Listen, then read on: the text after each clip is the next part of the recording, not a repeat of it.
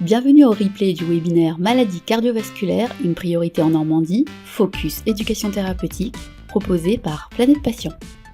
Bonjour à tous, merci de vous connecter ce midi. Nous nous retrouvons pour un Focus ETP sur la maladie cardiovasculaire, une priorité en Normandie. Je suis le docteur Montagne Larmurier, médecin coordinatrice de Planète Patient, plateforme normande d'éducation thérapeutique. Cette plateforme ressource en ETP doit permettre de mettre en lumière toutes les actions ETP en région, de promouvoir l'ETP avec ce leitmotiv « Maladie chronique, l'éducation thérapeutique c'est automatique », de favoriser les collaborations entre les acteurs ETP, les professionnels de santé, les patients, les associations d'usagers, dans l'objectif de travailler ensemble pour faire vivre l'éducation thérapeutique au plus près des patients et de leurs besoins.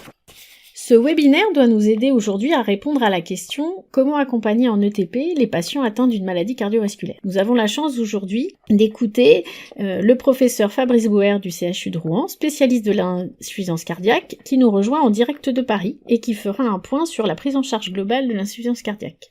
Ensuite, le docteur Gaël Verdier-Joubert, de la clinique de la Miséricorde à Caen, qui parlera de l'éducation à l'hôpital pour les dispositifs. Ensuite, nous allons recevoir pour les dispositifs d'éducation en proximité, Madame Séverine Flao, infirmière de pratique avancée, qui va nous présenter le dispositif Prado de l'assurance maladie, qui permet un suivi du patient à domicile après une hospitalisation pour insuffisance cardiaque. Nous aurons également Monsieur Ludovic Jam, infirmier, qui présentera le suivi clinique à domicile via la télésurveillance des paramètres de l'insuffisance cardiaque. Ensuite, Madame Masson Sylvie, infirmière du territoire du Havre, qui présentera les ateliers d'éducation thérapeutique de la branche cardiovasculaire du programme d'ETP pluripathologie qui est déployé par Planète Patient. Enfin, nous avons aussi le docteur Joki Cantel qui nous parlera d'hypertension artérielle et d'AVC. Et pour finir, le docteur Bruno Burel, médecin du sport, nous parlera d'activité physique, car c'est aussi automatique dans la maladie chronique et vraiment complémentaire de l'éducation thérapeutique. Il y aura un temps d'échange et de questions qui sera prévu à la fin de toutes les interventions, et n'hésitez pas à écrire vos questions au fur et à mesure dans la discussion du TIPS. Merci à tous et surtout à tous nos orateurs du jour. Je vous laisse la parole. Merci Madame Montagne-Larmurier. Merci à Planète Patient pour cette invitation. Dans le cadre de l'éducation thérapeutique, quelque chose qui me tient vraiment à cœur. Je vais donc commencer par partager mon écran. Alors, effectivement, je suis professeur au CHU de Rouen, spécialisé dans l'insuffisance cardiaque depuis une bonne vingtaine d'années et très attaché à la prise en charge de l'insuffisance cardiaque de proximité. J'ai eu l'occasion d'organiser un congrès il y a maintenant un mois et demi où effectivement les acteurs de proximité sont essentiels pour cette prise en charge. Alors l'insuffisance cardiaque est toujours inscrite au PRS 2023-2028 et c'est la raison pour laquelle je pense qu'il faut continuer à œuvrer dans cette prise en charge de pathologie. Allez, c'est parti. Donc je vais vous parler d'insuffisance cardiaque. Là, on va commencer par une définition qui est simple, qui est nationale et internationale. L'insuffisance cardiaque, c'est un état clinique et surtout cardiologique dans lequel le cœur, qui a une fonction à la fois de pompe éjectante et aspirante, est incapable de subvenir aux besoins de l'organisme, d'abord à l'effort et puis à la fin de la maladie au repos. Diapositive suivante. C'est une maladie qui est extrêmement fréquente, on le verra tout à l'heure sur l'épidémiologie de la Normandie. Donc il y a à peu près 120 000 nouveaux cas par an en France. C'est une population plutôt âgée au-delà de 75 ans, avec une mortalité qui est assez proche de celle des cancers à 1 an et à 5 ans selon la gravité de la présentation de l'insuffisance cardiaque. On sait que dès lors qu'apparaissent les signes d'insuffisance cardiaque rétentionnelle, le pronostic s'accélère très brutalement. C'est un problème de santé publique. Ça coûte actuellement 1 milliard d'euros en France, en hospitalisation et en suivi. Et c'est pour ça qu'on est toujours prioritaire dans les ARS de France. Diapositive suivante. Voilà un petit peu l'épidémiologie en Normandie, puisqu'on couvre le territoire normand. Donc, si l'on considère que l'insuffisance cardiaque, c'est à peu près 1 à 2% de la population, on dénombre au total à peu près 65 000 insuffisants cardiaques, des novos et anciens, en Normandie. Donc, ça représente une population qui est celle d'Alençon et sa périphérie, pour vous dire l'importance de la maladie. En parallèle, pour les Normands du 27 et du 76, ça entraînera environ 30 000 décès. C'est soit une ville comme Dieppe qui va disparaître de la Normandie en matière d'épidémiologie. Donc, c'est un vrai problème à prendre en charge. Diapositive suivante. Alors, on distingue, pour faire très simple, et je vous montre une imagerie parce que c'est le quotidien des cardiologues, et en particulier de l'échographie cardiaque. Vous avez en face de vous une imagerie dite d'échographie cardiaque qui vous montre les deux manifestations de l'insuffisance cardiaque. Sur la droite, vous avez un cœur qui se contracte en apparence normalement. C'est ce qu'on appelle l'insuffisance cardiaque à tonus préservé. Ça touche plutôt les personnes âgées, au-delà de 75 ans, plutôt des femmes avec des facteurs de risque cardiovasculaire. Et c'est très important de prendre en charge les facteurs de risque cardiovasculaire. Sur la gauche, vous avez la même image avec les 4 cavités cardiaques. Et vous voyez que la grosse cavité a perdu son tonus. C'est ce qu'on appelle l'insuffisance cardiaque à fraction d'éjection ou tonus abaissé. Diapositive suivante. Alors, il est très important de faire la différence entre les deux types d'insuffisance cardiaque. Celle que je vous ai montrée à gauche tout à l'heure fait souvent suite, et c'est la raison pour laquelle on a besoin de l'hôpital pour faire des coronarographies, la radio des artères du cœur, car une fois sur deux, c'est dans les suites d'un infarctus du myocarde.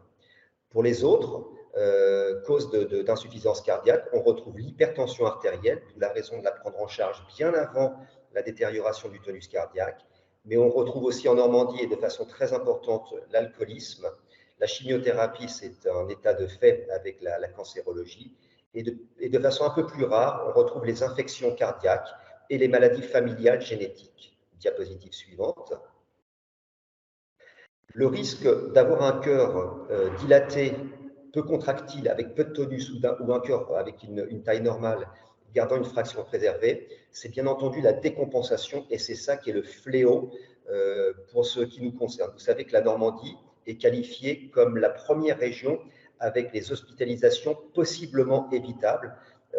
Donc on tient le haut du podium, et ce n'est pas forcément une gloire. Une décompensation cardiaque, ça se manifeste par une rétention, et vous voyez sur les jambes de cette patiente un œdème des jambes, qui, comme on dit, fait une marque, prend le godet. Et sur la petite image en bas, en plein milieu de l'écran, vous avez l'œdème pulmonaire, c'est-à-dire la congestion des poumons avec un patient qui est asphyxique. C'est donc les deux modes de présentation de l'insuffisance cardiaque. Chaque hospitalisation coûte 4 400 € à la société, et c'est pour ça qu'on atteint le milliard à la fin de l'année. Diapositive suivante. Alors, en matière de prise en charge, et je laisserai la parole aux collègues tout à l'heure pour s'exprimer autour de la prise en charge des facteurs de risque cardiovasculaire, c'est extrêmement important. Il y a les classiques, l'hypertension, le diabète, le tabagisme et l'obésité. Et un des pourvoyeurs de la décompensation cardiaque, c'est bien entendu la rupture des règles hygiéno-diététiques, et en particulier l'absence de régime sans sel, bien conduit, voire une mauvaise observance thérapeutique. Il ne faut pas négliger un facteur de risque qui est extrêmement important et qui est de plus en plus appréhendé aujourd'hui, c'est l'apnée du sommeil. Diapositive suivante. Alors, la détection précoce, c'est maintenant quelque chose qui doit rentrer dans le soin primaire. Et il y a deux outils essentiels pour détecter une insuffisance cardiaque. D'abord, c'est de démontrer qu'il y a une congestion cardiaque, et c'est le dosage du BNP. Donc, les médecins traitants, les IPA, sont à même de prescrire un BNP. Et si ce BNP est élevé, ça doit déboucher très rapidement sur la réalisation d'une échographie cardiaque.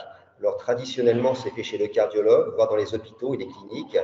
Mais de plus en plus, l'appareil d'échographie cardiaque sera en proximité. C'est ce qu'on appelle un POCUS, un Point of Care, c'est-à-dire un outil qui est délocalisé au cabinet de l'infirmière, en pratique avancée, l'infirmière de proximité ou le médecin généraliste. Ce sont les deux examens fondamentaux pour diagnostiquer une insuffisance cardiaque. Diapositive suivante.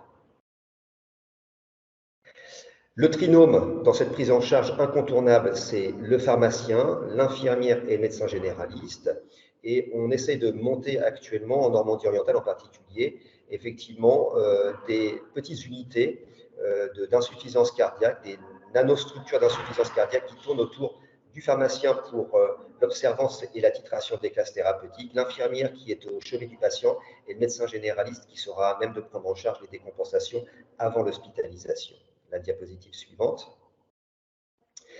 Je veux vous parler d'une expérimentation que j'ai menée avec une CPTS dans la région du 76, dans une grosse CPTS, puisqu'elle couvre quasiment le quart de la Normandie du 76, qui consistait à dépister les signes d'insuffisance cardiaque au travers de l'algorithme EPOF, E-P-O-F, comme vous le voyez sur la gauche, E pour essoufflement, P pour prise de poids, E pour œdème et F pour fatigue.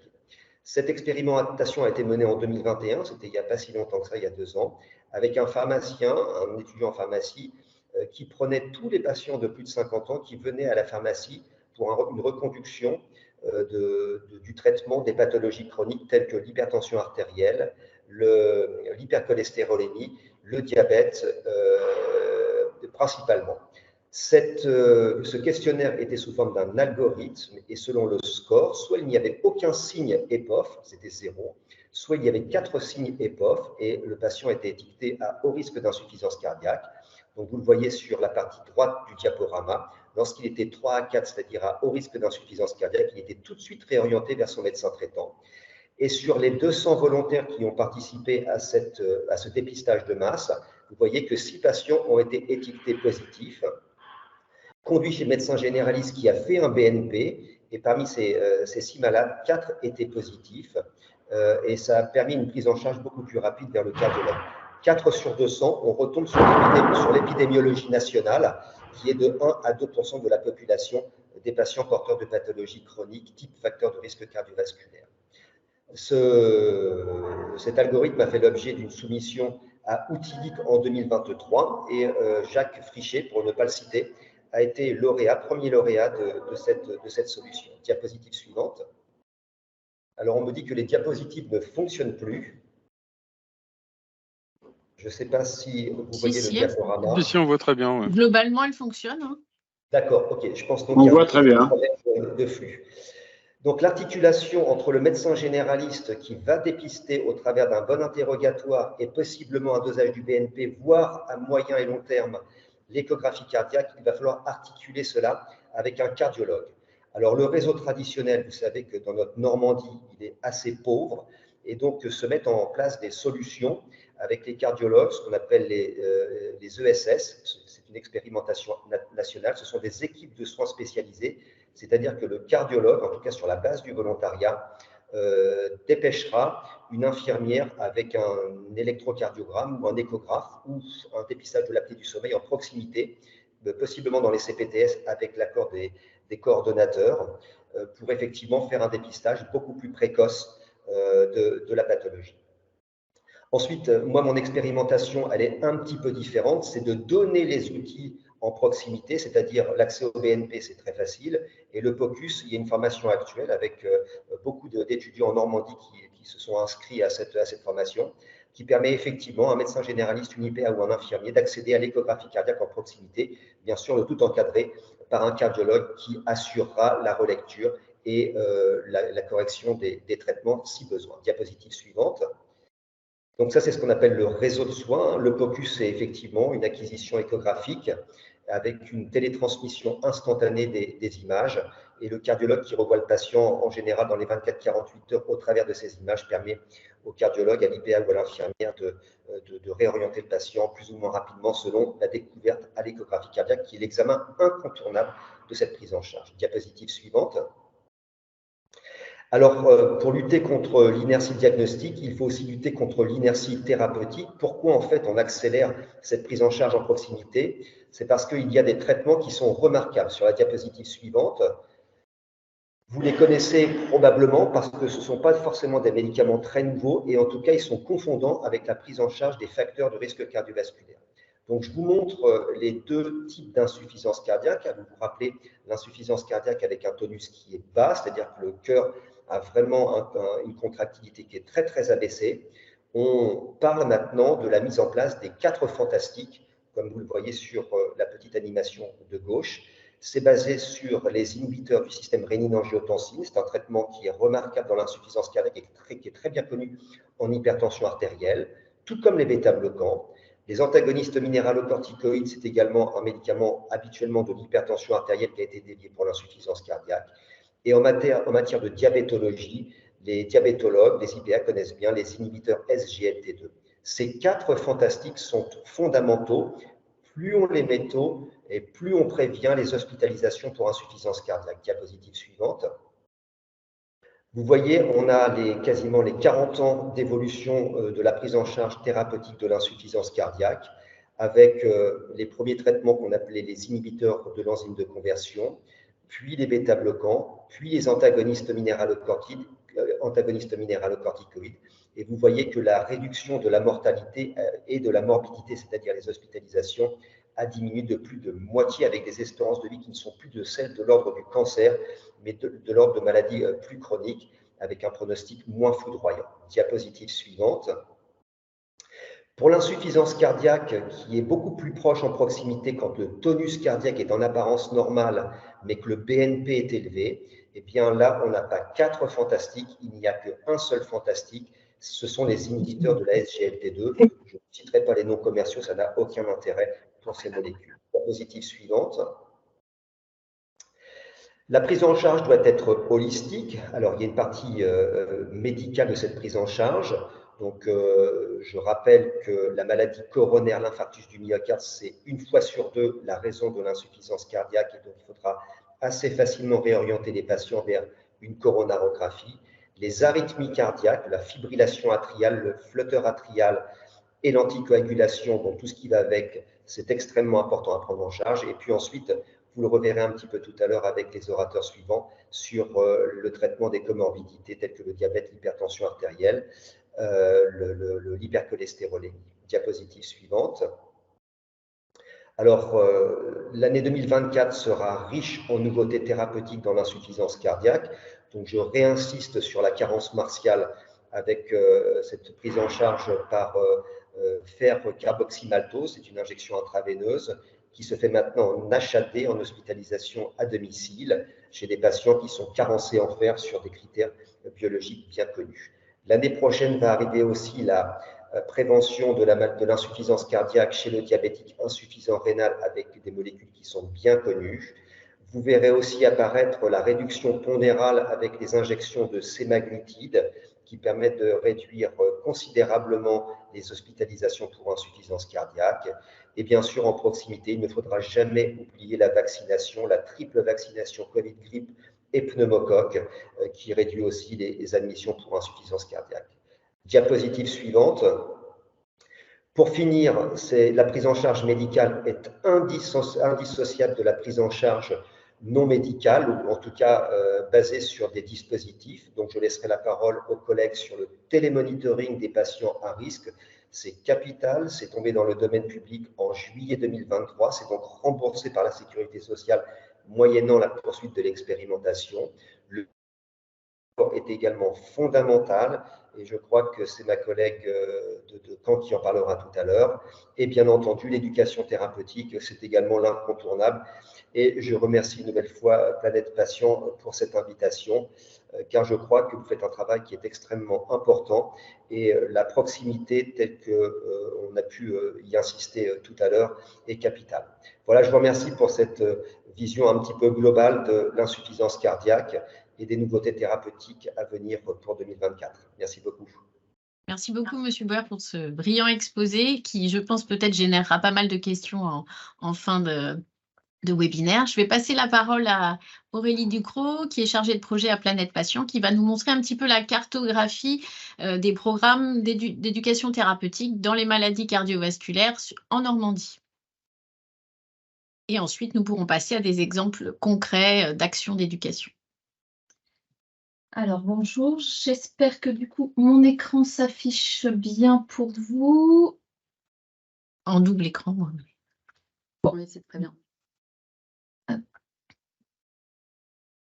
Donc, vous voyez effectivement à l'écran donc la cartographie des programmes d'éducation thérapeutique en lien avec les maladies cardiovasculaires en Normandie. Donc, vous voyez qu'il y en a un petit peu sur l'ensemble du territoire, mais concentrés pour la plupart dans les structures hospitalières. Donc, voilà, vous voyez peut-être deux types de logos. Les logos avec étoiles sont les programmes ouverts sur la ville, tandis que les autres marques sont ceux qui sont déployés à l'hôpital. Et donc, si je fais un zoom du coup sur les programmes qui concernent plus spécifiquement l'insuffisance cardiaque, vous pouvez voir que 6 programmes sont dédiés à l'insuffisance cardiaque dans les établissements hospitaliers, donc sur Cherbourg, Saint-Lô, Lisieux, Saint-Martin-d'Aubigny, Rouen etEu. Et puis, il y a certains programmes pluripathologiques aussi qui abordent la problématique cardiovasculaire et notamment l'insuffisance cardiaque, et donc qui permettent du coup d'intervenir plus en proximité des patients.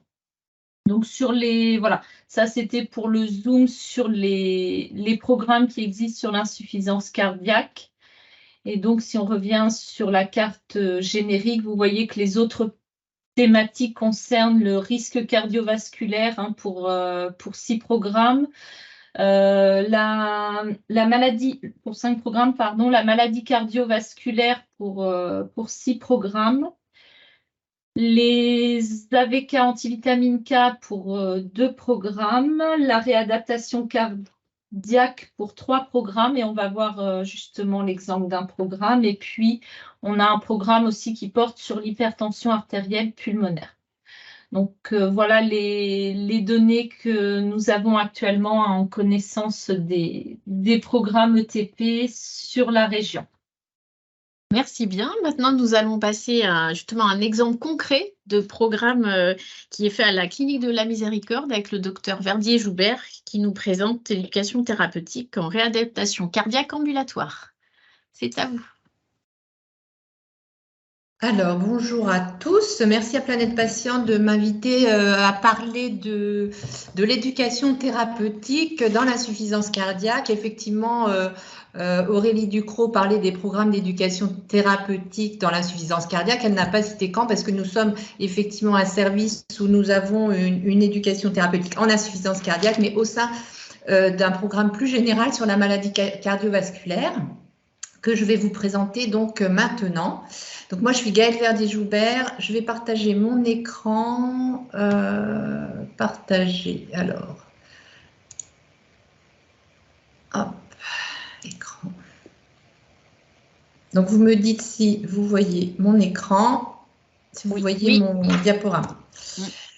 Donc, voilà, donc l'éducation thérapeutique en réadaptation cardiaque. Donc, moi, je suis Gaëlle Verdier-Joubert, je suis cardiologue et je travaille entre autres dans le service de réadaptation cardiaque de la Clinique de la Miséricorde. Il s'agit d'un service de réadaptation cardiaque ambulatoire.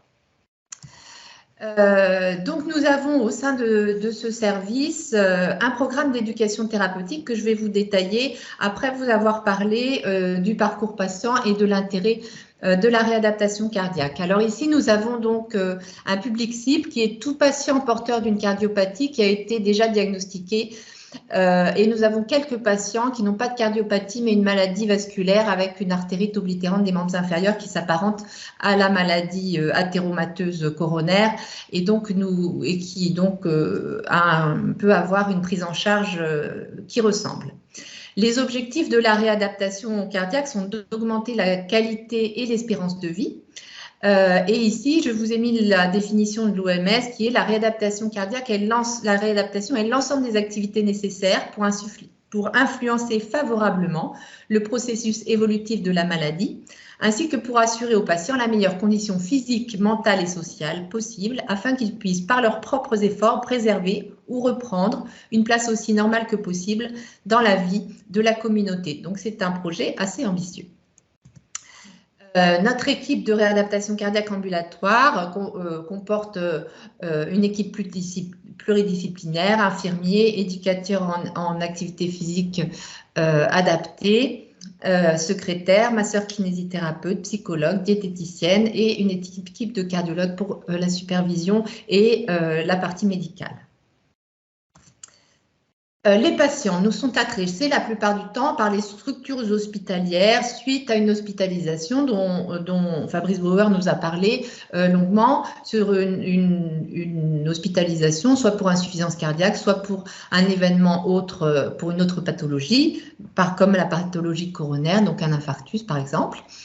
Et ils nous sont parfois aussi adressés par des cardiologues de ville dans le cadre d'une prise en charge au long cours. Les motifs sont les suites d'hospitalisation donc, les suites d'un geste programmé comme une revascularisation, la pose d'un stent ou un pontage, ou la découverte d'une cardiopathie, donc d'une insuffisance cardiaque à fraction d'éjection préservée, d'un problème valvulaire ou autre, ou au moment de la découverte de l'évolution à bas bruit d'une cardiopathie déjà connue. Ça, c'est plutôt pour l'adressage par les cardiologues de ville.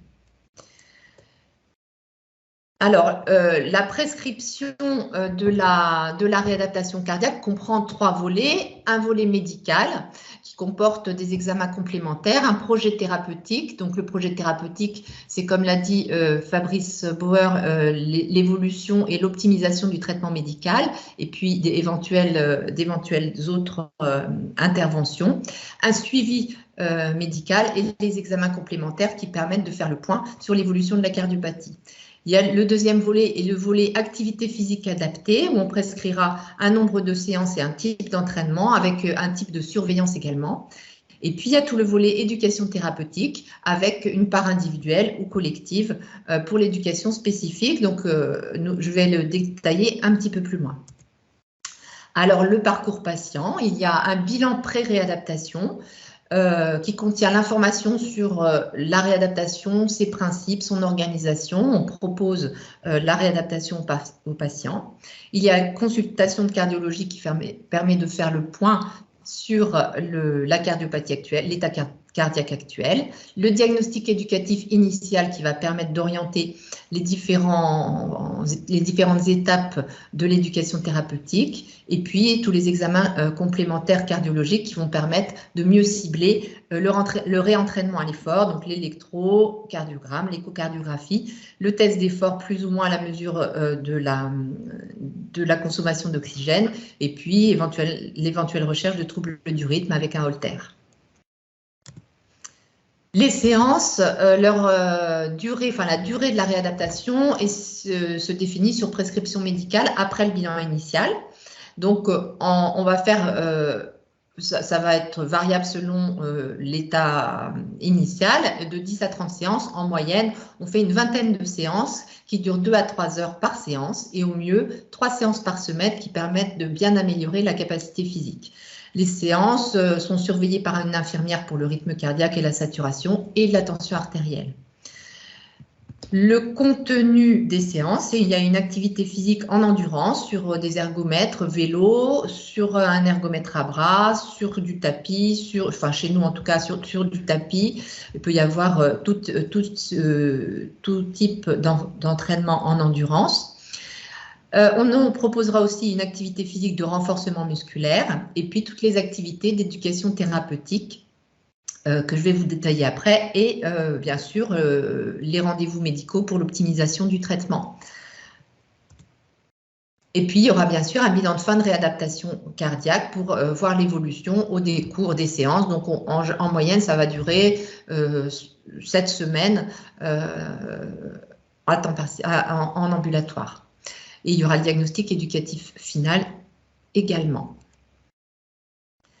Donc, nous avons plusieurs parcours. Je vais d'abord vous détailler le parcours maladie coronaire, puis le parcours insuffisance cardiaque, et puis les parcours annexes pour des patients qui ont une pathologie qui ne rentre pas exactement dans ces parcours ici. Ici, le parcours maladie coronaire avec des ateliers d'éducation thérapeutique qui concerne la maladie, donc la connaissance de la maladie, faire comprendre aux patients qu'est-ce que c'est que l'athérome, quels sont les facteurs de risque de la maladie athéromateuse, quels sont les signes d'alerte et la gestion de ces signes d'alerte.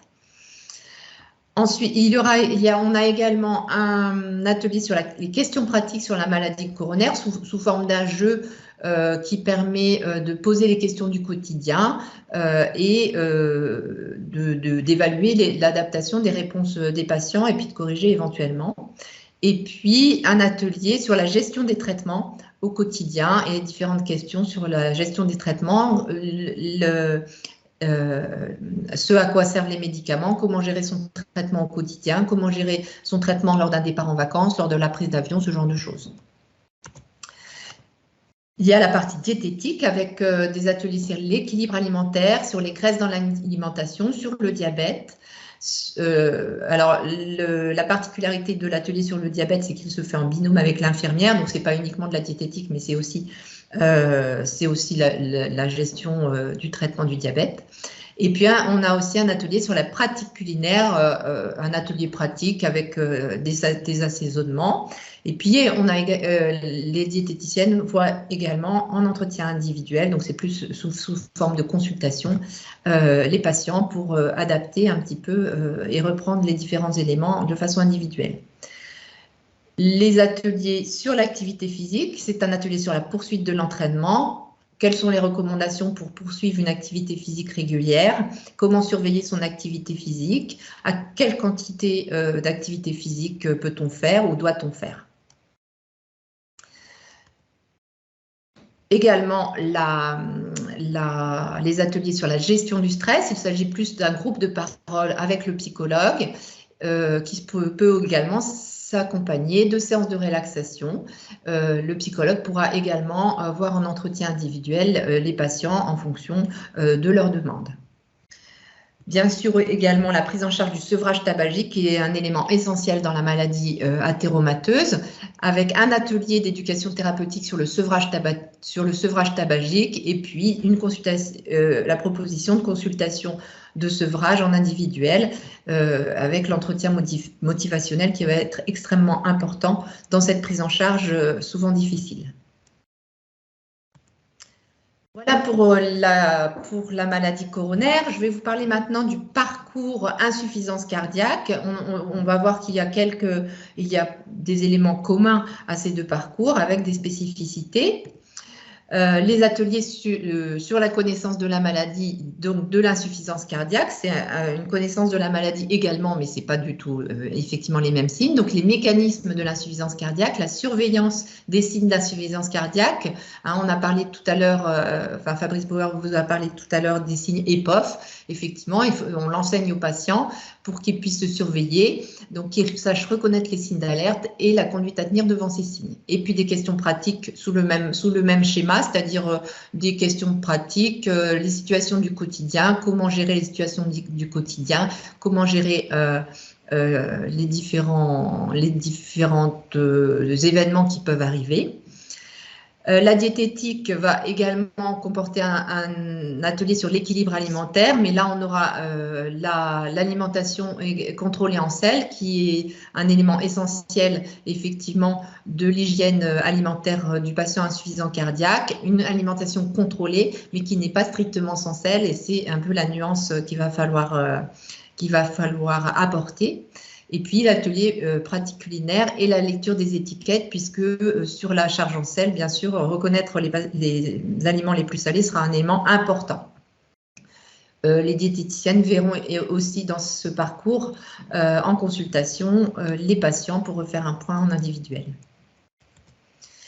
Voilà pour les ateliers plus spécifiques de l'insuffisance cardiaque. Bien sûr, ce dont je vous ai parlé sur la prise en charge en activité physique adaptée avec le psychologue, ce sont des prises en charge communes qui peuvent aussi être proposées aux patients insuffisants cardiaques ou aux patients qui viennent en réadaptation cardiaque pour des maladies autres que l'insuffisance cardiaque ou la maladie coronaire, qui peuvent être des maladies, par exemple, valvulaires, qui vont entraîner d'autres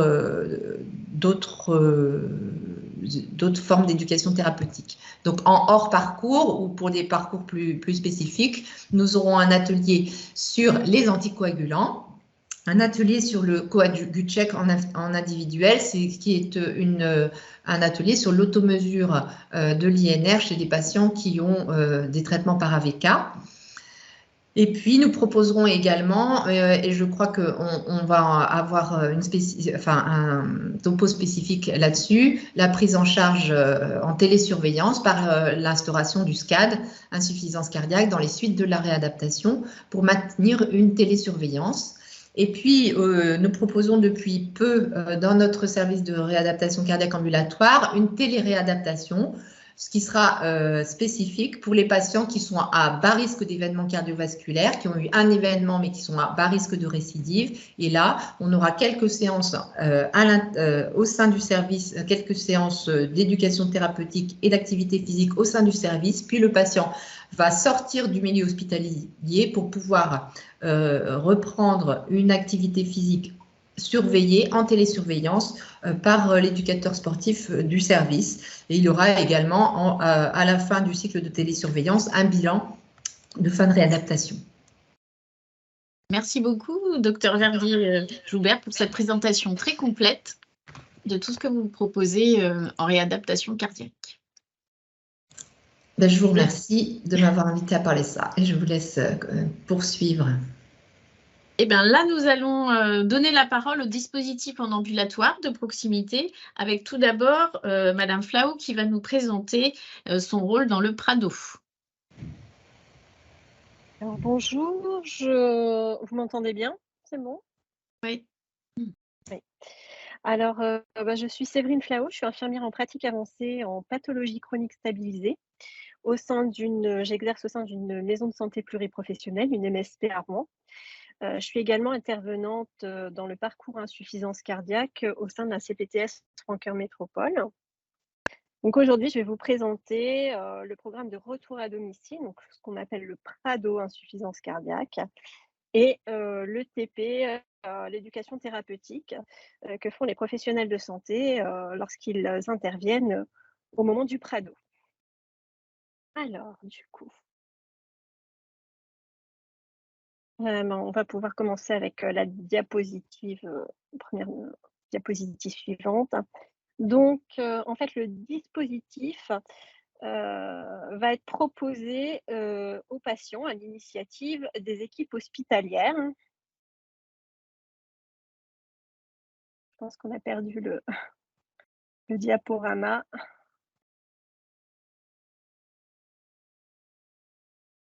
Je vais laisser le mode présentateur. Désolée. Ça repart. Début de continuer. Ça arrive. D'accord.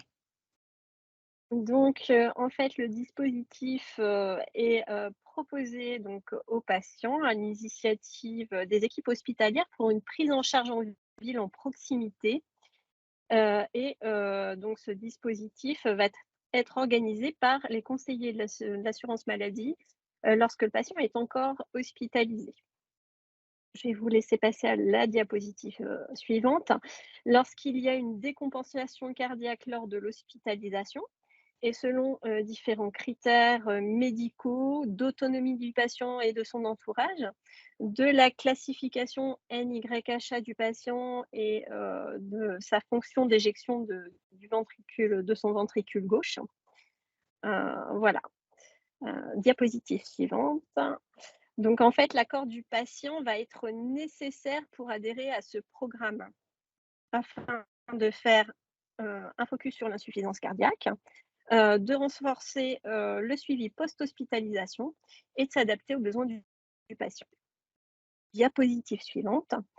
Ce suivi va impliquer un suivi médical par le médecin généraliste et le cardiologue, un suivi paramédical par une infirmière libérale. Donc, par rapport au suivi médical, le médecin généraliste va aller faire une visite sous 8 jours post-hospitalisation à son patient. Et il y aura également une visite qui est plus longue, à 2 mois post-hospitalisation, vraiment dédiée à l'insuffisance cardiaque. Par rapport au suivi cardiologue, on va il y aura un rendez-vous qui sera prévu idéalement entre 1 et 2 mois en post-hospitalisation pour que le patient revoie son cardiologue en sortie.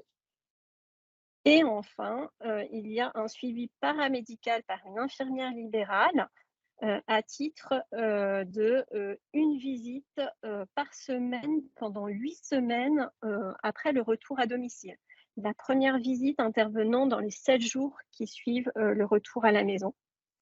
Ce suivi paramédical est renouvelable si besoin pour les patients qui sont NYHA 3 et 4, donc qui ont plus de problèmes au niveau respiration, notamment à l'effort ou au repos. Donc, ce Prado peut être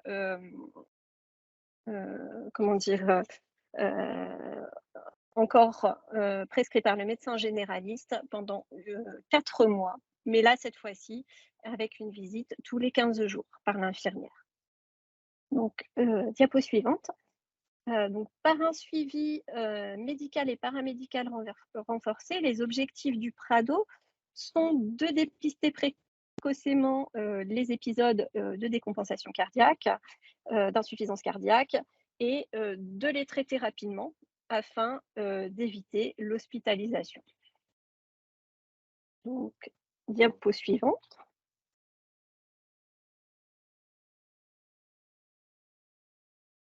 Donc, chaque patient en fait qui entre dans le Prado insuffisance cardiaque, dans le dispositif, reçoit à domicile un carnet de suivi où sont identifiés les différents professionnels de santé du patient et ils sont répertoriés les différents rendez-vous. Donc, dans ce carnet, il y a 2 parties, une partie orangée qui est plutôt dédiée aux patients avec plein d'informations sur l'insuffisance cardiaque. Une deuxième partie, une partie verte qui est destinée aux professionnels de santé afin de noter les observations pour communiquer, objectiver et suivre les données cliniques du patient. Diapo suivante, s'il vous plaît. L'infirmière va intervenir auprès du patient et de son entourage à domicile afin de dispenser des actions éducatives ciblées afin de s'adapter aux besoins du patient et de personnaliser sa prise en charge. Elle peut s'appuyer sur le carnet dont je vous parlais précédemment, car c'est un très bon outil de support pour l'éducation thérapeutique. Donc, sur la diapositive suivante, on voit que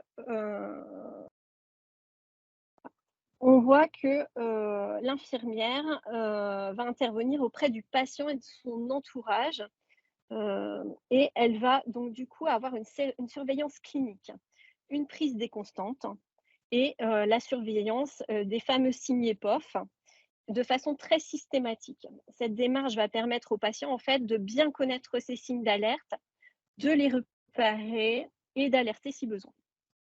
Sur la slide suivante, je vous ai fait apparaître en fait la page de surveillance clinique du carnet de suivi. Donc là, on va retrouver effectivement tout ce qui est constant, donc tension, pouls, les signes EPOF, donc le poids, l'œdème et tout ce qui est en relation avec la respiration. On peut noter au niveau des autres informations, des informations par rapport à la fatigue. Et puis on voit d'autres points de surveillance, le traitement notamment, tout ce qui est biologie et alimentation. Donc sur la slide qui suit, là je vous ai montré la partie du carnet qui est plutôt destinée aux patients. Sur la partie gauche, vous voyez les signes EPOF qui sont représentés de façon très schématique. Et à droite, vous avez aussi les situations en relation avec les signes EPOF qui doivent amener le patient à alerter les conduites à tenir en fait.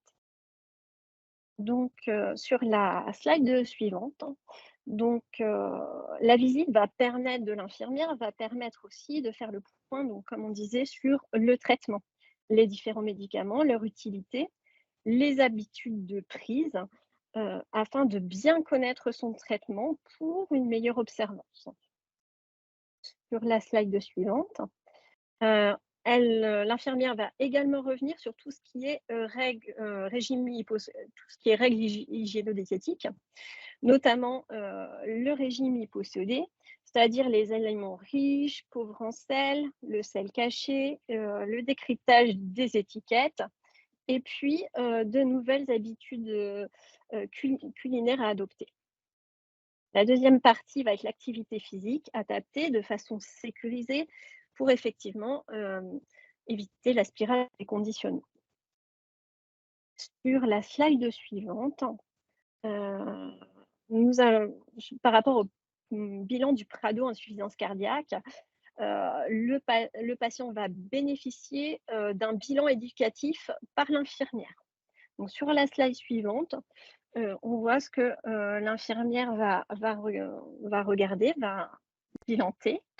Donc, sur la slide suivante, s'il vous plaît. Donc, le patient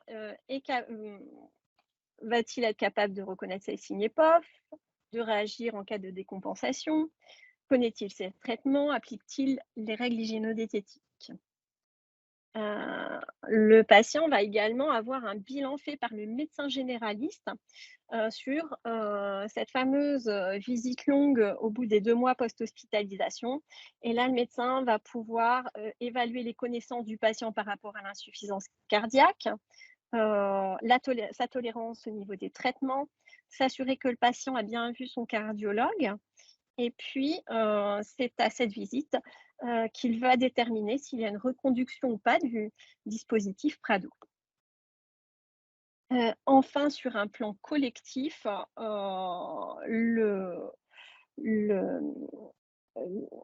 y a une étude qui a été faite en 2019, en fait, sur 6500 patients qui avaient une prise en charge Prado et 6500 patients qui étaient témoins, en fait. Et les patients qui ont bénéficié du Prado insuffisance cardiaque et de son ETP avaient un meilleur recours aux professionnels de santé, que ce soit au niveau des médecins généralistes, des infirmiers ou des cardiologues, étaient plus observants au niveau de leur traitement et avaient un taux de mortalité à 6 mois moins important que le groupe témoin. En fait, le Prado, on a pu voir, pouvait contribuer à améliorer le parcours d'insuffisance cardiaque en post-hospitalisation. Voilà, je vous remercie. Merci beaucoup pour cette diaporama très complet sur comment intervient le Prado. Là, nous allons passer à un autre accompagnement à domicile qui est fait par le SCAD avec ce suivi clinique à domicile via la télésurveillance de paramètres. Je vous donne la parole, Monsieur Jam. Bonjour, donc je suis Ludovic Jam, donc je travaille à Normandie Santé. Je suis infirmier référent donc pour une solution qui s'appelle SCAD. Est-ce que vous voyez bien mon écran? C'est bon? Oui, très bien. Donc en fait, Normandie Santé, rapidement, c'est un GRAD, hein, c'est un groupement régional d'appui au développement de la santé, et en fait qui intervient au niveau numérique sur toute la région pour développer la stratégie nationale et régionale, et qui porte aussi quelques services institutionnels comme Trajectoire ou le DMP, l'Aurore. Là, voyez-la bien la slide suivante. Donc un petit peu d'histoire rapidement. Donc en 2006, l'association APRIC, hein, c'est une association de cardiologues en Basse-Normandie, a développé une façon de prendre en charge les patients qui a évolué vers donc le SCAD. Donc SCAD, ça veut dire suivi clinique à domicile. Donc IC, donc insuffisance cardiaque. L'idée, en fait, c'est de mettre en place une télésurveillance de patients sur une période de 6 mois et qui est associée à un renforcement de l'éducation thérapeutique. Donc, ce qu'on peut noter, c'est qu'effectivement, depuis 2023, comme le rappelait le professeur Bauer tout à l'heure, donc la télésurveillance est passée dans le droit commun.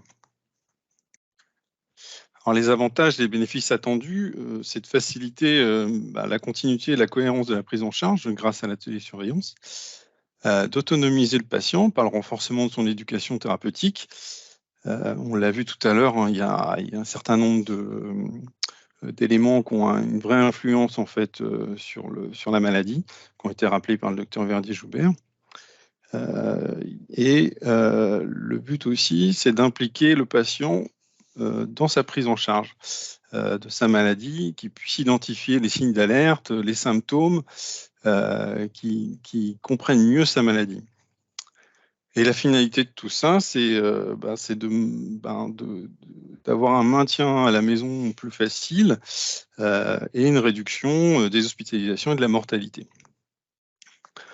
Tout en bas de l'écran, là, j'ai remis un lien vers une étude qui a été faite en 2022 qui a pu démontrer que les résultats en fait du SCAD et surtout ce qui était intéressant, c'était le fait que les patients étaient très utilisateurs du programme en fait. Plus les patients étaient utilisateurs du programme, plus ils répondaient régulièrement, plus en fait il y avait une efficacité sur toutes les causes confondues, y compris la mortalité. Et du coup, on voyait bien l'intérêt du lien entre le suivi du patient et son éducation thérapeutique qui était induite par l'application. Donc là, on voit tout le parcours qui va de la prescription jusqu'à tout le suivi.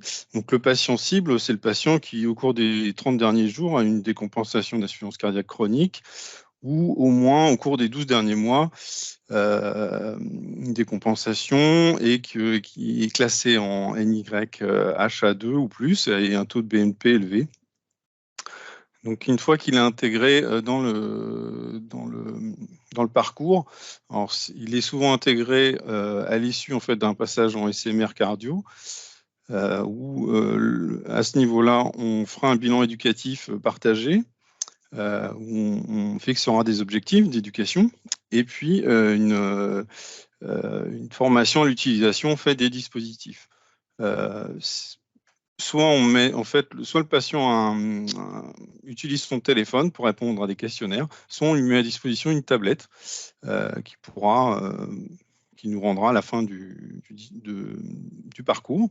Il pourra aussi avoir un tensiomètre. On peut envisager aussi la mise à disposition de vélos pour la réadaptation. C'est un aspect important aussi de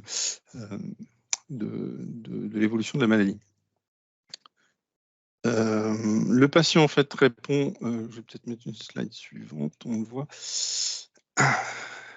Ici on voit la vue du patient. En fait, le patient a chaque jour en fait des formulaires à remplir avec des petits dessins, c'est des choses simples, où il peut suivant répondre, et s'il n'y a rien de particulier, pas d'alerte, donc il passe tout le questionnaire. S'il y a une question qui alerte l'algorithme, il pose des questions supplémentaires.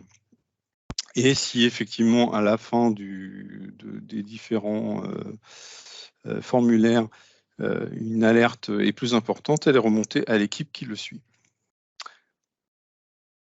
Donc on voit ici la répartition en fait, des différents centres. Alors effectivement, la répartition est plus occidentale, mais il y a un centre aussi en Haute-Normandie, le Havre, qui participe. On voit bien sur cette slide, en fait, le triangle avec le patient, son équipe de premier recours, avec l'équipe plutôt hospitalière, avec un cardiologue et des équipes d'infirmières spécialisées qui suivent au quotidien les alertes. Et on a la coordination qui est au sein du NES et qui permet en fait à chaque centre d'avoir des fonctionnements un peu communs, même si en fait l'idée c'est que chaque centre travaille à sa façon et utilise en fait la solution comme elle le souhaite. Je vais vous montrer. Donc ça, c'est une saisie d'écran en fait qui permet de voir un peu ce que ça donne. En fait, ça c'est la vue professionnelle. On a une vue un peu globale du patient. Ça donne tout de suite en fait les éléments importants, les échanges qui peuvent se faire entre professionnels.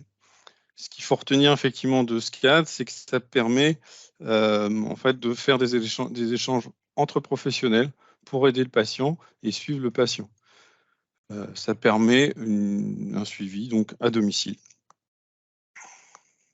Dernier élément, pour faire suite à ce qui a été dit avant par rapport au Prado, cette formulation qu'on a aujourd'hui, c'est pour le suivi du patient totalement autonome, qui a son propre téléphone, une tablette qu'on lui a prêtée. À Caen, en ce moment, on teste SCAD version Prado, entre guillemets, c'est-à-dire qu'en fait, le patient est beaucoup plus accompagné par des infirmières. Donc, ça peut être des patients qui sont plus dépendants, et éventuellement des patients qui sont en EHPAD, donc avec parfois peut-être une maladie plus évoluée, mais qui n'ont pas la capacité d'être autonomes dans la remontée d'informations. Ok, merci beaucoup pour cette présentation du SCAD. Nous allons enchaîner avec Madame Sylvie Masson qui va nous présenter un petit peu les ateliers d'éducation thérapeutique de la branche maladie cardiovasculaire mis en place par la Planète Patient. À vous la parole, merci. Bonjour, donc je suis Sylvie Masson, donc de l'antenne sur le secteur du Var, et nous avons une antenne sur Cricto-Lesneval avec une diététicienne, une psychologue et un enseignant de l'activité physique aussi adaptée. Allez-y, oui, maintenant, voilà. Alors, donc là, en fin de compte, là, forcément, c'est les maladies cardiovasculaires, mais c'est pour vous montrer que les patients nous sont envoyés par les médecins, ou ils viennent d'eux-mêmes parce qu'ils ont entendu parler de Planète Patient, ou par d'autres professionnels de santé aussi. Et puis, nous avons un tronc commun, c'est-à-dire que nous recevons le patient pour un entretien individuel. Et c'est avec lui, tout au long de la conversation, l'entretien, on choisit les ateliers à venir. Donc là, il y a pour la maladie cardiovasculaire, nous avons la maladie, parlons-en, cardiovasculaire, l'insuffisance cardiaque, on en parle, le traitement, les signes d'alerte et l'hypertension. Donc là, forcément, c'est fait avec moi-même, l'infirmière. Et il y a un tronc commun, tout ce qui est compétences d'adaptation. Donc là, c'est beaucoup, il y a ma vie, ma santé, le stress. Donc là, c'est avec la psychologue. Il y a aussi des autres ateliers sur l'alimentation et sur l'activité physique. Il y a aussi d'autres compétences suivant après la maladie chronique. Allez-y, tableau suivant. Donc là, oui, c'est pour parler. Donc là, c'est la maladie cardiovasculaire. Je vous parlais simplement vite fait là sur qu'est-ce que l'objectif, en fin de compte, c'est comprendre la maladie, le mécanisme. Et forcément, c'est ce que je dis. On voit les patients en groupe, hein, on discute ensemble, mais on ne fait pas un cours de médecine. On essaye de savoir leurs connaissances et essayer de comprendre mieux. Là, comme suivant, après, il y a un remis, on expliquera plus après sur les signes d'alerte, et il y a un remis à la fin de la séance dure 1h30, et en expliquant tout ce qui a été dit pendant l'atelier. On va parler, oui, de l'autre, allez-y, diapo suivant. Donc là, suffisance cardiaque, c'est pareil, parlons-en, donc c'est pour comprendre les mécanismes, s'exprimer sur ses croyances, ses représentations avec ses pairs. Hein. Donc, on va nommer la maladie parce que c'est vrai que les patients, excusez-moi, avaient du mal à parler de leur pathologie chronique. Maintenant, ça y est, on en parle plus. Je trouve qu'avec les ateliers, ils parlent plus de leur pathologie. C'est moins confidentiel, c'est vraiment en famille, aux alentours. Voilà, faut savoir aussi faire attention avec tout ce qui est, mais ça on le dit, avec tout ce qu'ils peuvent retrouver sur Internet. Voilà, plutôt plus en parler avec son médecin, son cardiologue. Voilà, c'est toutes les choses qui est dites sur les ateliers. Allez-y, diapo suivant. Donc là, c'est sur mon traitement. C'est vrai que là, c'est important aussi parce que ils prennent des médicaments ou alors il y a des oublis, ils ne savent pas pourquoi. Donc là, et on leur dit, il y a une approche avec le pharmacien, le médecin. Donc c'est ce que je leur dis. Là, c'est pour expliquer vraiment à quoi ça sert, s'il y a des effets. Et c'est très intéressant de développer, de détailler son ordonnance. Donc là, allez-y, diapo suivante. Là, donc là, c'est vraiment les signes d'alerte. Justement, là, c'est ce que je dis. ça a été vu là tout le début aussi. Les signes d'alerte, c'est vraiment, je leur fais dire, exprimer qu'est-ce qu'il peut y avoir, qu'est-ce qu'ils peuvent leur expliquer. Donc, ils me parlent, bon, forcément, là, ça va être, c'est ce qu'on disait, l'œdème, oui, l'œdème, et on a pris du poids. Donc, après, il y a l'essoufflement, parce que c'est peut-être aussi, justement, c'est ce qu'on voit à diapo suivant, avec, justement, c'est ce qu'on voit, ce que tu parlais de l'EPOF, essoufflement, prise de poids, œdème, fatigue. Donc, tout ça, on le ressort, et quoi faire? Donc, c'est ce que disait, on parlait, appeler son médecin, ou c'est très les urgences. Mais tout ça, on le détaille, mais sans non plus stresser, mais qu'ils soient au courant, qu'est-ce qu'il faut faire, les gestes. Ils le savent, hein, mais parce qu'avec le cardiologue, le médecin traitant, le pharmacien, tout ça, mais leur dire plusieurs fois la même chose, ça fait du bien aussi. Et donc là, l'atelier, donc tout le monde a des échanges. Et à la fin de l'atelier, on leur demande qu'est-ce qu'il y a, leur ressenti, hein, qu'est-ce qui ne va pas. Et puis on leur donne, donc après, on leur remet justement ce que vous voyez sur la diapo. Ça, ils repartent avec ce qu'ils ont noté, ce qu'ils peuvent faire. Parfois, ils sont accompagnés par leur famille, hein, au contraire, c'est ce que je dis. C'est ouvert à tout le monde. Hein. Et puis, si vraiment, parce qu'il y en a pendant 1h30, donc là, on fait les ateliers. Et après, moi, je les vois, ou mes autres de mes collègues en entretien final.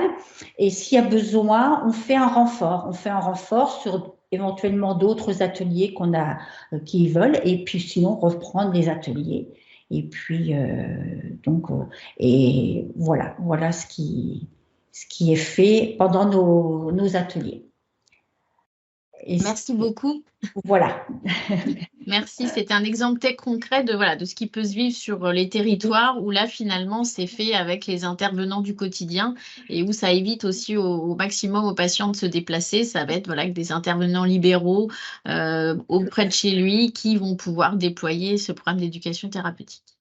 Nous allons enchaîner avec le docteur Corinne Jokic qui va nous parler d'hypertension artérielle et d'AVC.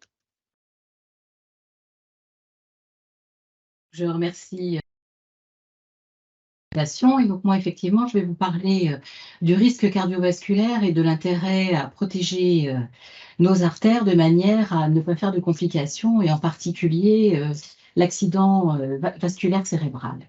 Donc, je suis moi-même membre de l'équipe de coordination AVC, qui est une équipe qui est déployée à hauteur de la Normandie depuis 2011 et nous sommes donc 5 personnes à faire partie de cette coordination pour une équipe pour 2,9 équivalents temps plein.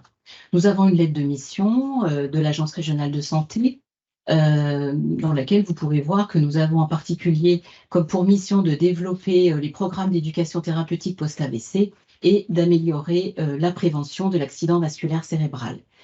Nous avons un site, AVC Normandie, sur lequel nous mettons en ligne tout ce que nous réunissons comme information et tout ce que nous produisons également, puisque les productions sont assez importantes.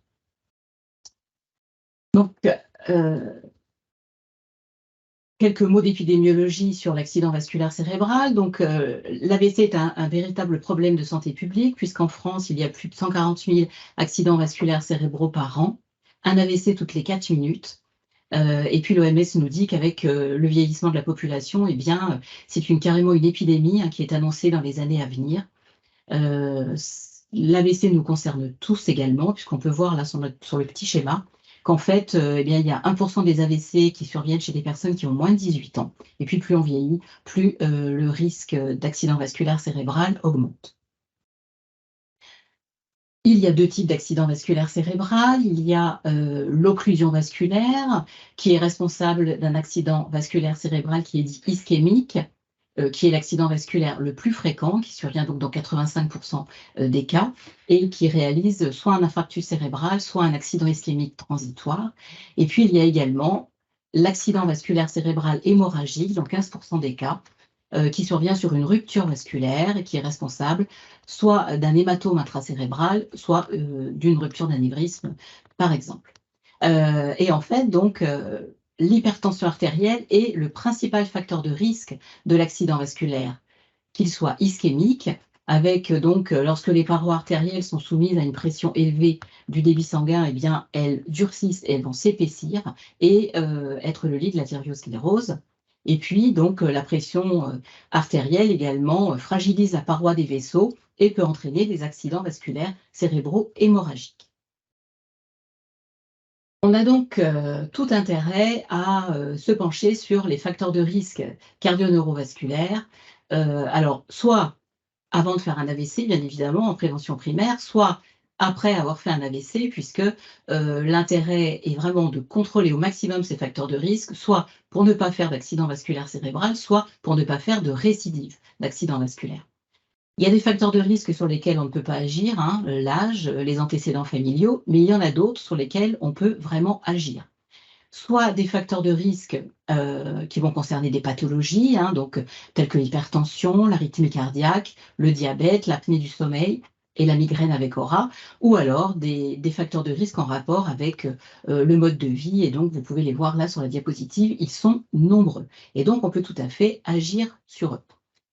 Il est donc important de comprendre que l'accident vasculaire cérébral n'est pas une fatalité et qu'en fait, eh bien, si on dépiste et si on traite les 8 principaux facteurs de risque qui sont notés sur cette diapositive, eh bien, on peut éviter de faire un accident vasculaire cérébral. Ainsi, pour l'hypertension artérielle, chaque diminution de 10 mm de mercure de la pression artérielle systolique, eh bien, permet de réduire de 20% le risque d'AVC.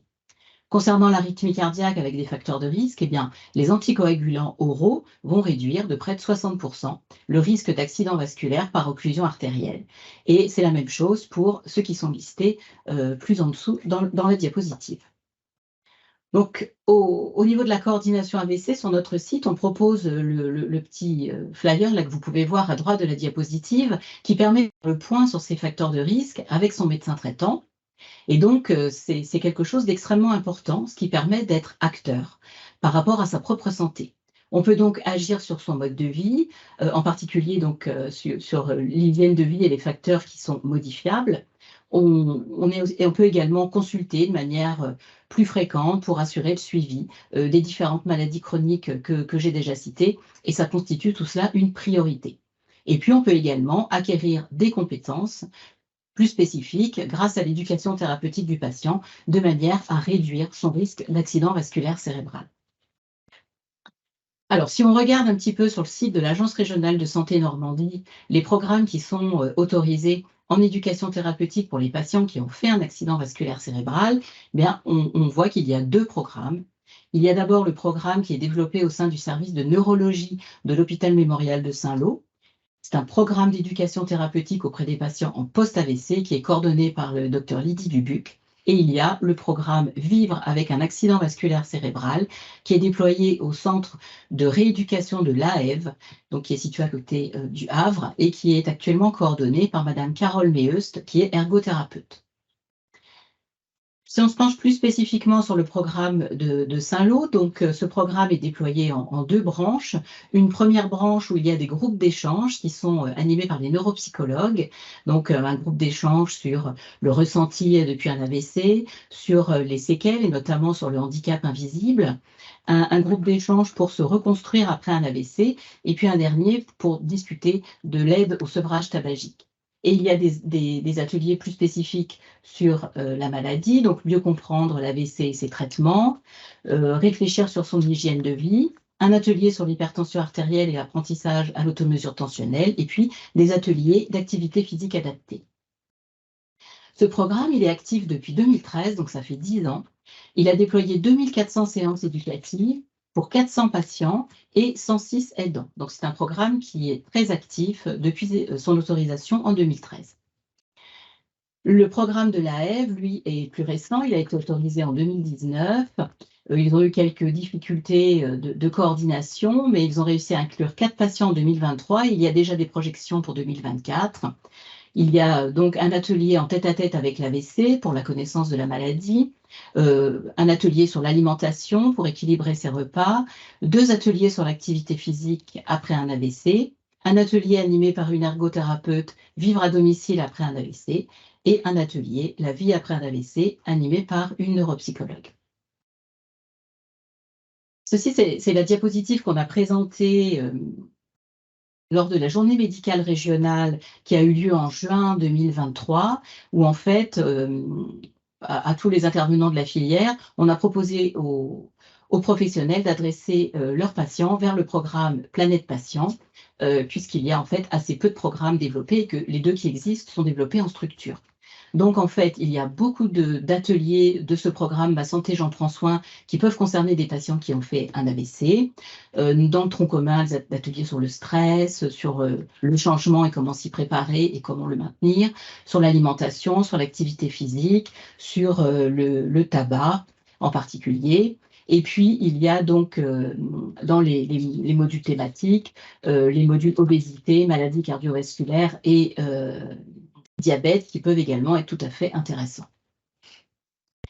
Au niveau de la coordination AVC Normandie, en 2023, nous avons collaboré avec Planète Patient pour différentes actions. Tout d'abord pour tester les ateliers qui ont été adaptés à des patients présentant des troubles cognitifs dans le cadre de la schizophrénie, et nous avons fait du lien avec le SSR Données-sur-Redon pour les tester sur des patients qui ont des troubles cognitifs post-AVC. Ces ateliers se sont avérés tout à fait intéressants. Il y a eu également un travail autour des ateliers sur le retour à l'emploi avec une maladie chronique, avec 2 ateliers, des conducteurs et des outils qui ont été réalisés et testés auprès de patients. Et puis, il y a l'atelier sur l'hypertension artérielle qui nous tenait beaucoup à cœur au niveau de la coordination AVC. Et donc, il s'agit d'un atelier qui est disponible dès janvier 2024. Pour un maximum de 8 patients par atelier, une durée d'1h30 et avec un objectif général d'agir pour limiter l'impact de ma tension artérielle sur ma santé. C'est un atelier qui se déroule en 4 temps pour répondre à la question hypertension qui es-tu. Sur un premier temps, donc les personnes se questionnent sur leurs croyances et puis sur tout ce qui se dit autour de l'hypertension artérielle. Ensuite, eh bien, on essaye de comprendre d'où ça vient, ce que ça produit sur le corps et comment on peut réagir. On peut apprendre aussi, en 3e temps, à pratiquer les automesures et puis ensuite à faire des choix pour développer ses propres compétences pour limiter au maximum le retentissement de l'hypertension. En conclusion, donc, je dirais que face au risque cardiovasculaire, il est extrêmement important de protéger ses artères, de prendre soin de sa santé et d'être acteur. Et donc, j'ai repris ce flyer-là de la Société française de neurovasculaire qui nous dit que 90% des AVC sont évitables si on adopte les bons réflexes de prévention, en particulier donc contrôler sa pression artérielle, limiter sa consommation d'alcool, manger sainement, contrôler son cholestérol et sa glycémie, pratiquer une activité physique régulière et arrêter de fumer. Je vous remercie. Merci beaucoup Corinne de Kick. Ce qui nous permet de faire la transition avec notre dernier intervenant autour de l'activité physique dans le cadre des maladies chroniques. Je vous donne la parole, Dr Burel.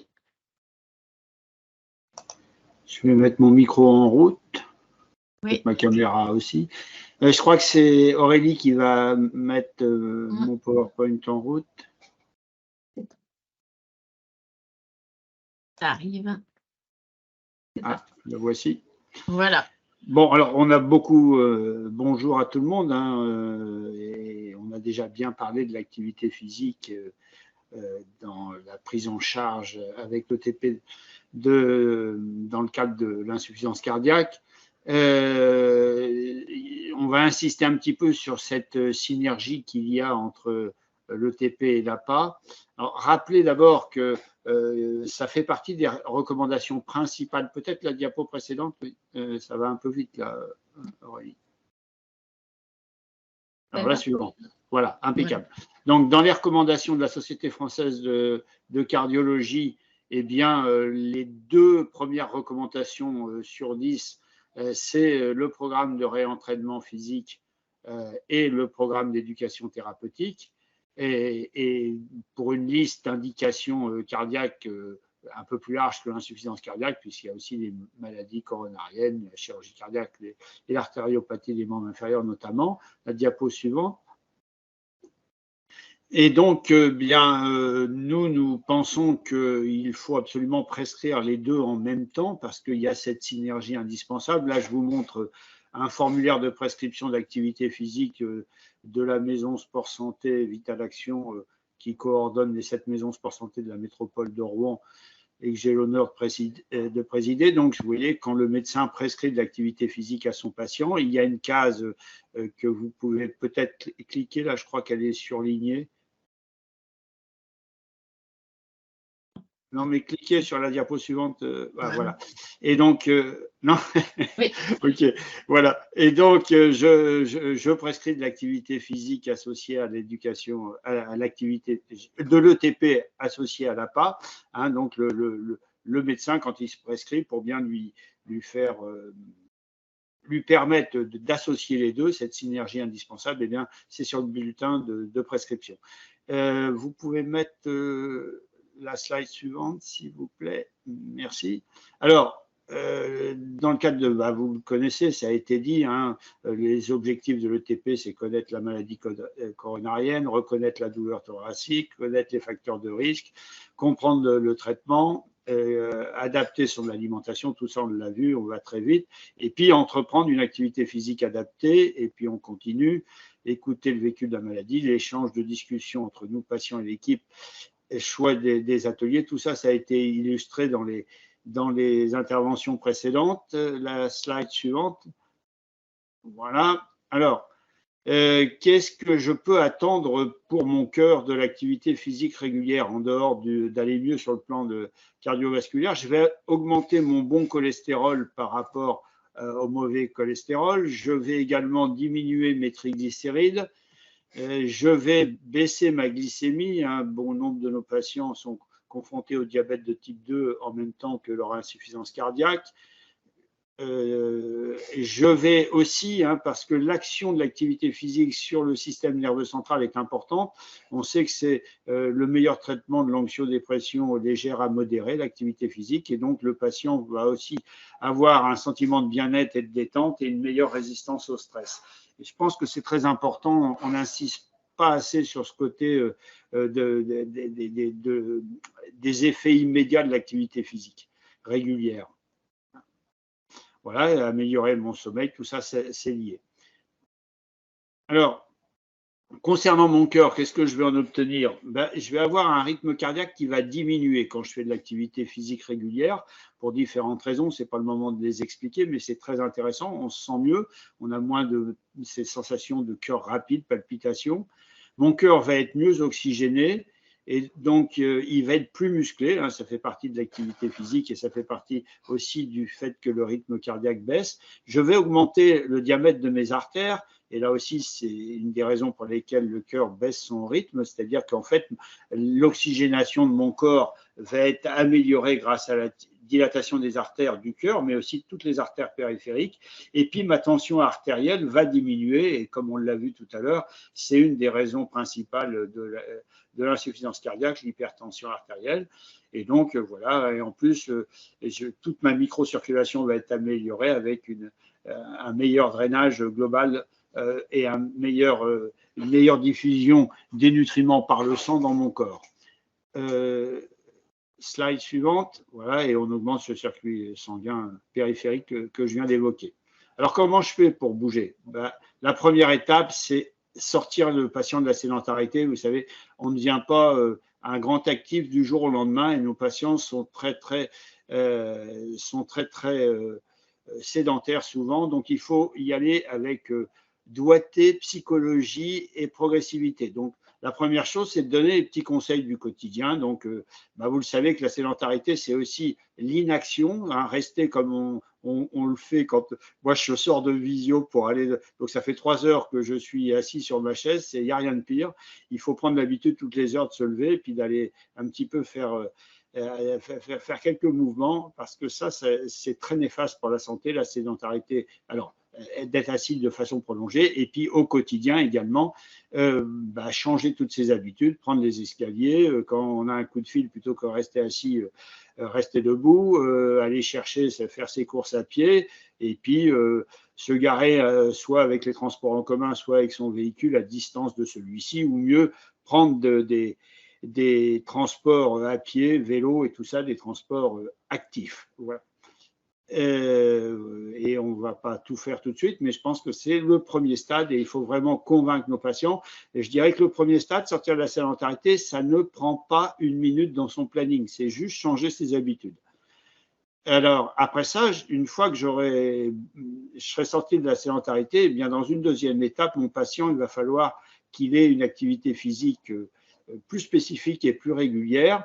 Et puis, je vais lui conseiller quelques activités physiques, mais qui peuvent être encadrées par des systèmes d'APAS. On va dire un mot après ça des maisons sport santé.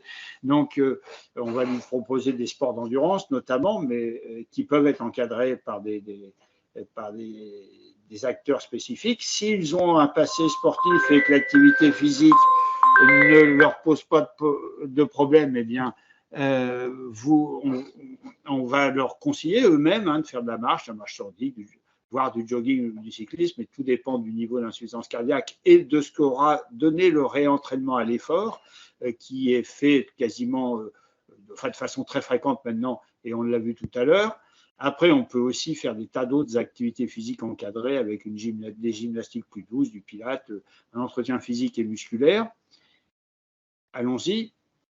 Et puis, ne jamais oublier que bouger, ça se fait de tous les jours de façon classique. Alors aujourd'hui, tout est mécanisé, tout est automatisé, tout est motorisé, mais le ménage, le jardinage, le bricolage, eh bien, c'est tout ça, ça permet d'avoir de l'activité physique quotidienne.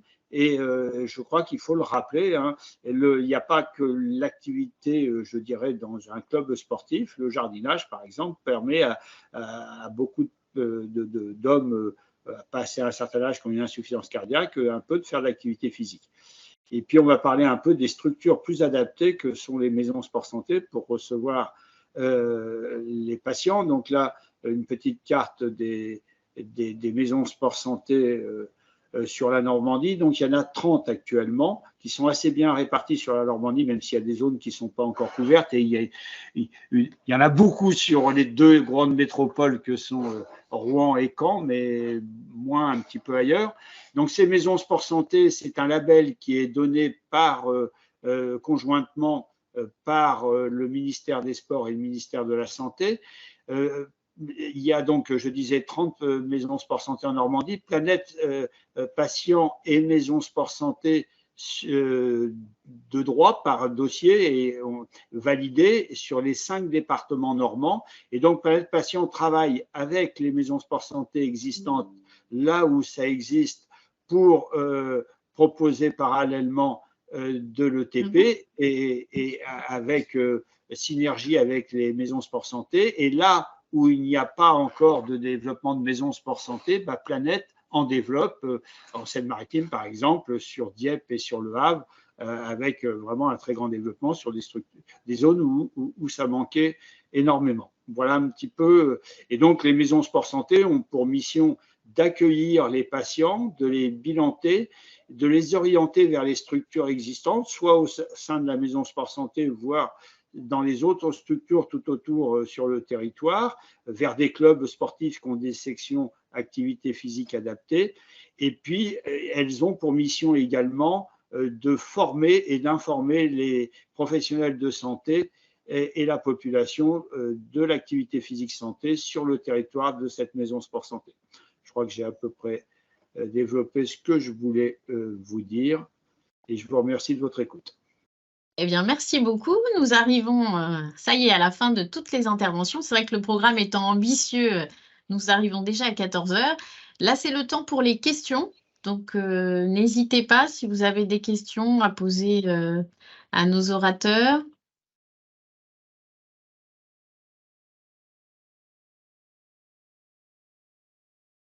Alors, il y avait une question à propos de savoir si elles étaient adaptées pour accueillir les personnes à mobilité réduite, mais on ne sais pas à qui s'adresse la question, donc si vous pouviez nous préciser. Peut-être pour les maisons sport santé. Oui, vu l'heure, je pense que c'est pour les maisons sport santé. Donc, je vais laisser le docteur Burel peut-être répondre, savoir si les maisons sport santé ou au moins certaines sont adaptées pour accueillir les personnes à mobilité réduite. Alors, il y a 30 maisons sport santé, comme je le disais, elles sont toutes différentes.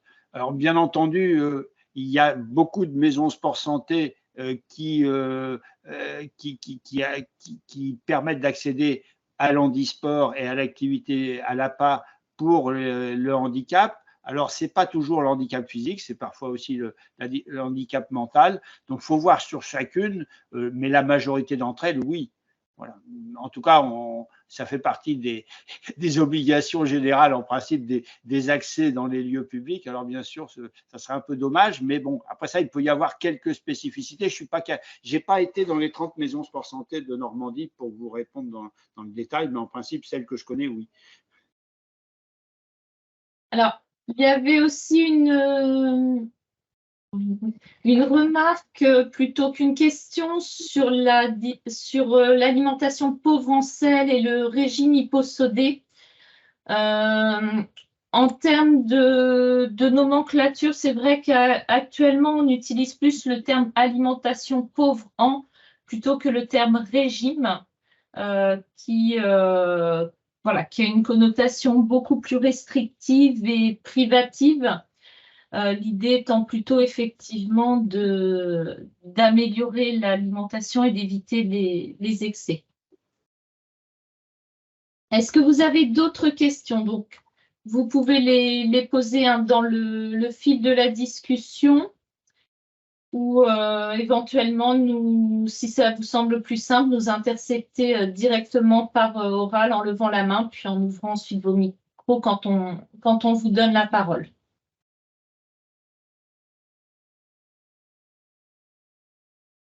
En attendant, peut-être une question donc pour le docteur Verdier. Est-ce que les patients vont au bout des 2-3 heures lors des séances?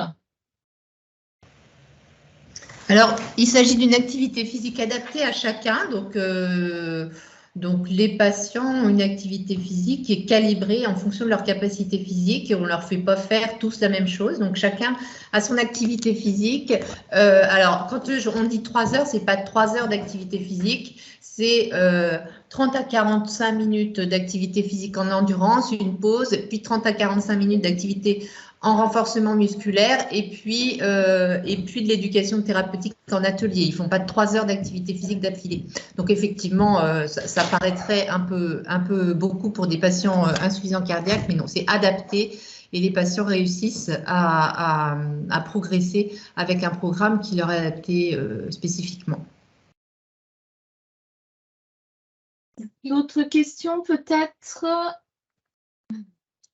Sinon, en attendant les questions, je peux vous rappeler que nous allons organiser le 25 janvier prochain la première journée régionale de l'ETP, où tous les acteurs sont invités, avec vraiment l'idée de pouvoir partager nos expériences autour d'une thématique sur l'ETP dans tous ses états. Nous aurons la chance de recevoir Rémi Gagnère, qui va nous faire une conférence autour de l'éducation thérapeutique et de toutes les perspectives et les compétences qui sont travaillées auprès des patients. Il y aura également des temps d'échange autour de thématiques assez particulières sur jusqu'où et comment adapter l'ETP, des choses autour vraiment des facteurs favorisants pour mettre en place l'ETP en proximité, des questionnements autour de comment implanter l'ETP dans les maisons de santé pluridisciplinaires. Donc vraiment, voilà, des thématiques variées. Donc n'hésitez pas à vous inscrire. Ce sera une journée gratuite qui aura lieu à Hérouville-Saint-Clair. Visiblement, il n'y a pas d'autres questions, donc on va pouvoir clôturer donc avec un peu de retard cette session. On vient de vous mettre le lien donc, pour vous inscrire dans la conversation. Donc n'hésitez pas effectivement à aller voir. Un replay donc, de ce webinaire sera disponible d'ici quelques jours. Tous les inscrits recevront un lien dès qu'il sera en ligne. Et puis sinon, vous pouvez retrouver de toute façon l'ensemble des replays de nos webinaires sur notre site internet, que vous soyez inscrit ou non, dès qu'ils sont disponibles. Un grand merci vraiment à tous les orateurs, à la qualité Merci de à ces Planète présentations et de toutes ces expériences partagées. Et puis, nous espérons nous retrouver dans quelques temps sur d'autres nouvelles thématiques qui peuvent nous toucher en Normandie.